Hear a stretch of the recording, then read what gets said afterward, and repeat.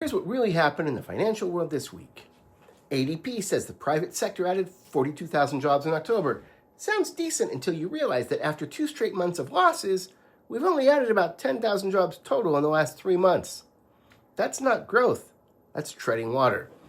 And this report carries extra weight right now because the federal shutdown delayed the government's official jobs data for September and October.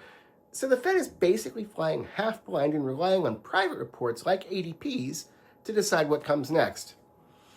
Federal Reserve is still trying to thread the needle, cool inflation without breaking the job market. Jerome Powell even said there's no risk-free path forward and reminded everyone that a rate cut at the December 10 meeting is not a sure thing.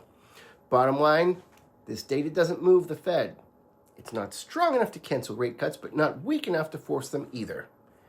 And just as a quick refresher, when the Fed changes rates, they're adjusting what banks charge each other for short-term loans. That's not the same as mortgage rates, but it definitely influences them through the broader bond market. Okay, now let's talk housing. Catality reports home values dipped 0.2% in September, but they're still up 1.2% from a year ago.